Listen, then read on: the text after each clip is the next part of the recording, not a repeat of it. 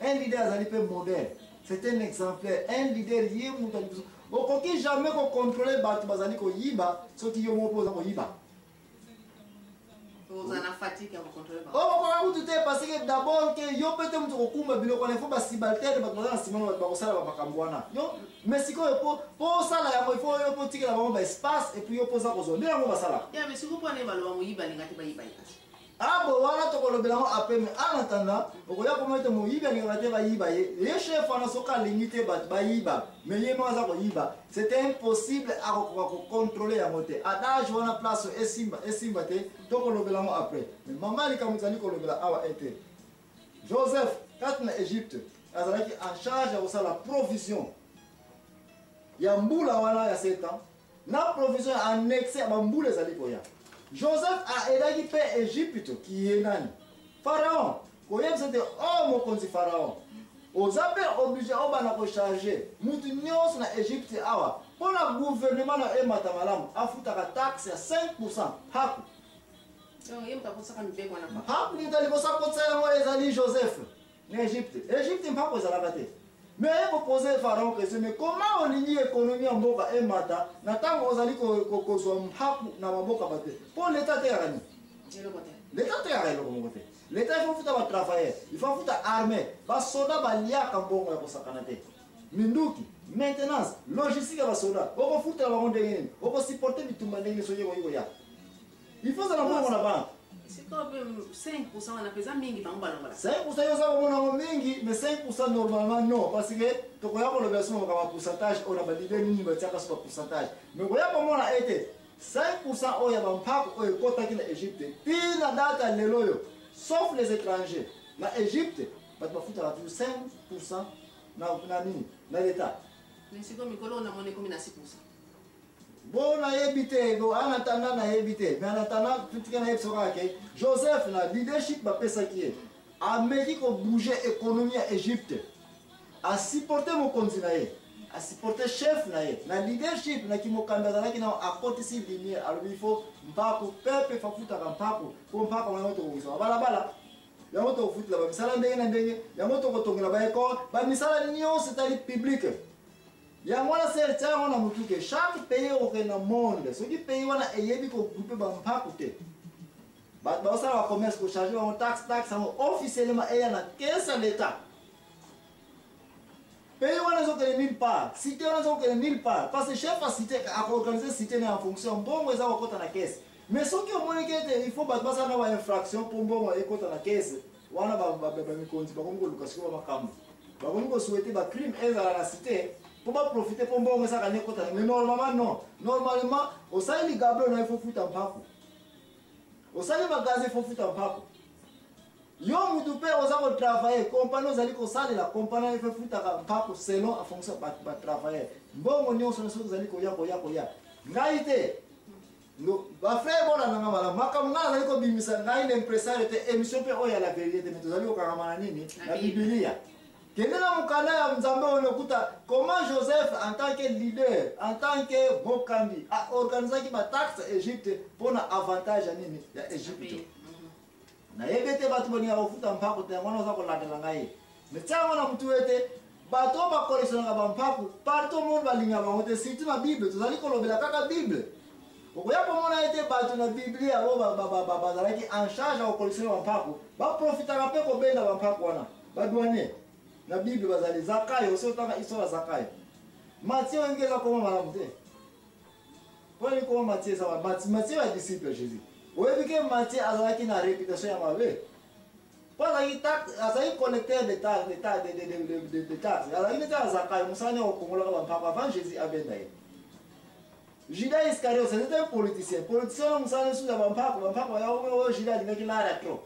So bato bazalaki bazako collectionner mpaka ya l'État. Ce qui va pas directement dans l'État qui est minimum bateau ba taxe collecteur ba douanier na bateau ba lekaka na ba place ndenge na ndenge collectionner ba mbongo taxe bateau ba za tuna ba manevre marche ba sala parce que place on a ba yebi comment rebeta ba carte pas profiter ni na ba taxe mpako mais awa Joseph asali lokola Matiete asali lokola Zakayo te asali pe lokola Judas Iscariot te ba bazaki na misala ko collectionner ba mpako ozaka za riche na yebi na ngaite na banza esalema kibongo metini ke toza koyana tokangami na place ya taxe ya pays nyonso, taxe ya cité nyonso, taxe ya village nyonso soki koki kozala bien organisé na balider na baguide na bamokambi soki koki kozala bien organisé cité wana progrès ebandi kokota babalabala baekole bakaniveau babalabala misala nyonso kosalema na nini na mbongo wana ekota na bataxe yango wana Joseph en tant que mokambi ya liboso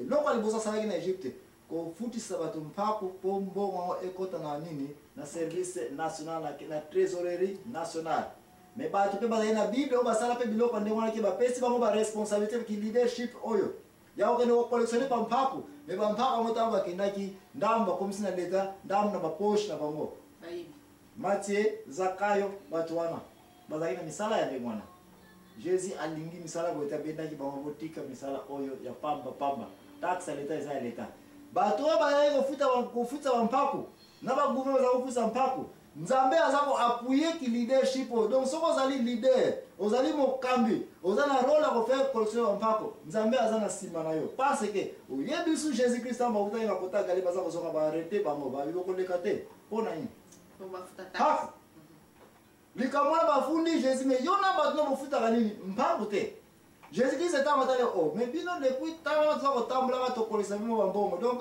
bofuta ba kote babi to futa kate wa ah toza obje bofuta mais mec toza na mbongo te alors wana nini boza tokoti ko leka te soki bofuti mpako te parce que l'état ko ko progresser te soki ba mpako za kofuta bate Jésus alors ito okene nulle part il faut to futa nini mpako babi mo mbongo za tale boke na mai ko ko sala nini au péché mbisi oyo bokokanga azali na mboko paso aza na mbongo na kati mbongo wana ntango bokozwa yango bofuta likambo esalemaki wana sertika nyonso bato mingi batiaka yango ka na bible te ntango bakei bapeshe bazwi mbisi yango ntango bapasoli ye mbongo bazwaki intere ezalaki te jise ya mpako mpe kaka ekoki mpona non epa na Jésus bakama corruption eza te mbongo ya mpako à Dieu ce qui est à Dieu, à César ce qui est à Dieu. Les places là de Konangaï. Et puis ça nous continuer place Jésus-Christ à Dieu ce qui est à Dieu, à César ce qui est à César.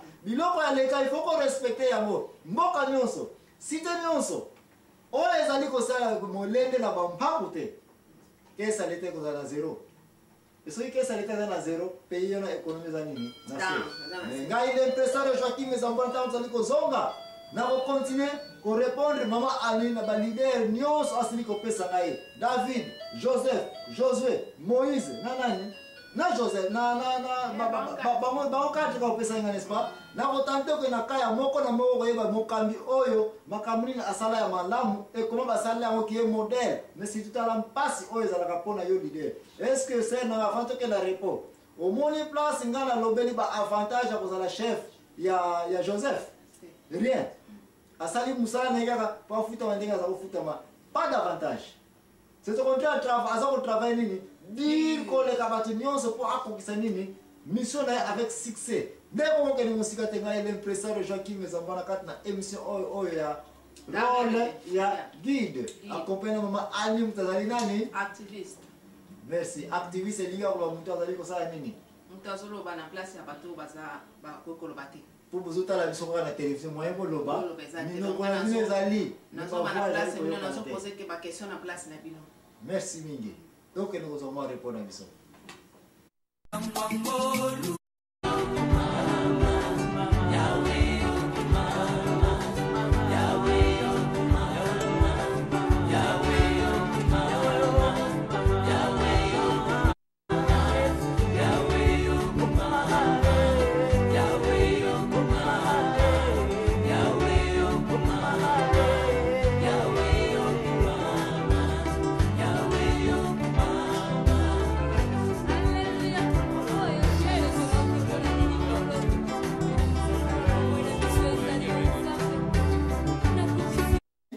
bandeko tokozonga sima makambo touti kolobela te sino ke bandeko nyonso basili koyebete tosili koconclure na vie ya Joseph ekoma azalaki mutu pamba na bazamba mama anautaki kopesa biso explication ya ndenge nini aprofetaki akozala leader to akozala mokambi ya bandeko na ye epuis akomaki yango mpe et puis tu es comme on appelle ma commune Égypto ndenge na komaki mokambi premier ministre Égypto comment bimisaki bana Égypto na mpasi na tango ya 7 ans ya crise ekotaki na 7 ans ya ba production to moni ete Joseph to yuti tirer conclusion na projet wana azwaki ya ko grouper ba blé loso ba graine biloko kolia pour 7 ans to moni atonga azala pena moi graine privé quelque part que moi dépôt na ye ya ba loso et que tant crise kotaki à part oya niveau national a groupe qui bat baya asuna pembe na ligablo na magasin na ba somaka oya yenini ba biloko qui est to comparer ngo oza komona na mikolo ba leader rebelle ba biloko mona atango na pembeni pona ye moko pota en crise ko kota cycle za suko mona te ye dépôt na ya cycle nde komi siko ko pomper et puis atie prix na ndenge ya lingeli biloko Joseph asali yango na Égypte te atikaki projet pour na peuple et puis peuple esilaki akotsa ki pe taxe pour na nini mpaku il faut futa maka ayako reconnaître que mpaku